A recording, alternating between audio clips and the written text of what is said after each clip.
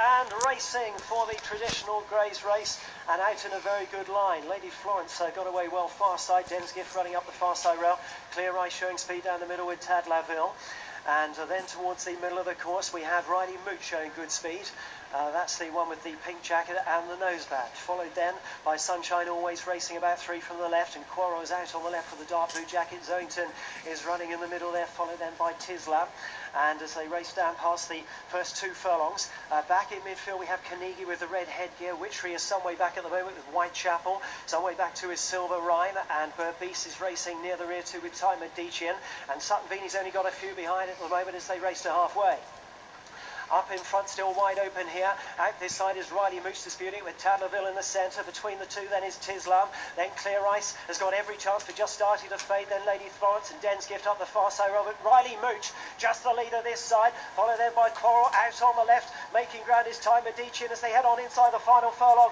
And it's Tadlerville has just taken it up now. Time Medici coming home very strongly. Tadlerville, Time Medici racing out this side. Got that place home. Time Medici, Tadlerville.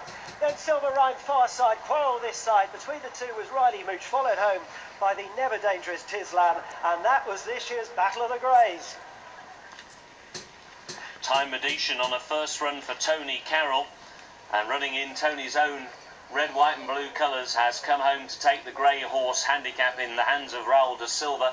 Has beaten into second place.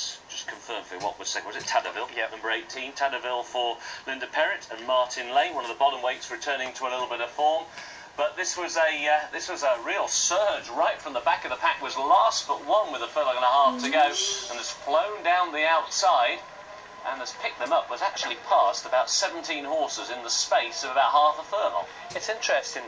Was this a solid form performance, or was he racing on the better ground down towards his side? Just I think maybe later on it might just be the jockeys might just stay away from the far side. But well done, Time of Decent. Started off with Mick Shannon, was with Paul Midgley, winner last time out, went up £8 for that, but his apprentice offset 7 of that. And as you touched on before, and Mark, Tony Carroll's horse are absolutely flying. Take it back from the start.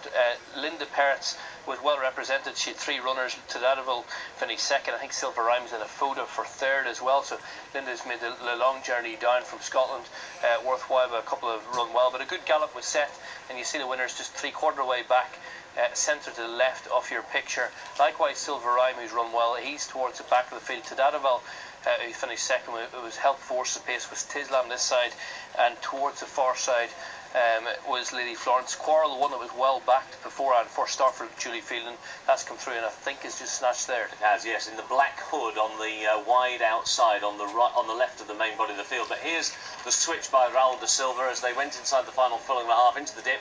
A couple of left-handed smacks, and this horse really has picked up, got a very short scratchy action, hasn't it?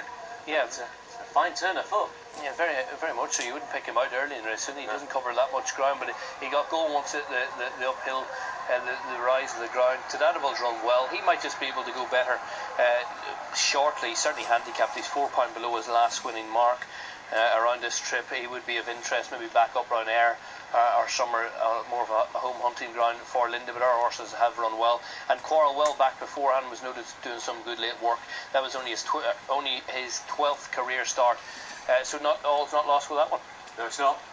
And here we see the head on. I suppose once again just that lack of a little bit of a tactical change of gear has done Sutton Veeney. Travelled well to a point, looked as though this horse was going to take a real hand, and then just didn't quite have the speed to go between the gaps. And another one who sort of caught the eye running okay on the far side was Carnegie, Cathy Gann in the white and blue hoop sleeves. That's actually cut out the tempo for a long way and has paid for that, I suppose. But that's still run quite better than the final finishing position would suggest. Yeah, it was a tight handicap. It's down to his last winning mark, Carnegie. Yeah. I think the one person who will be happy is the handicapper. Sort of a furlong and a half down. Every horse has some sort of chance. It's a once-a-year spectacle, and I say I quite like it. You know, it's not. I'm not going to. I didn't have a bet in the race. Didn't last year. Probably won't next year. But it's wide open. It gives horses like a lot of these here. About 7 or 8 of these were rated in the 60s. Give them a pot shot at Newmarket on a Saturday to race for over 12 grand the winner. So good luck to them, and prize money right the way down to 5th or 6th even. And a biggest career winner for Raul de Silva, who's ridden the 11-to-1 winner here. Time Edition for Tony Carroll beats Tadallaville in second at 40 to 1. Quarrel was third at 12 to 1, and Silva Rhyme fourth at 11 to 1. Sutton Vini was the joint favourite together with Clear Ice, both of them going off at 13 to 2, and the non-runner number 6, 19 Rap.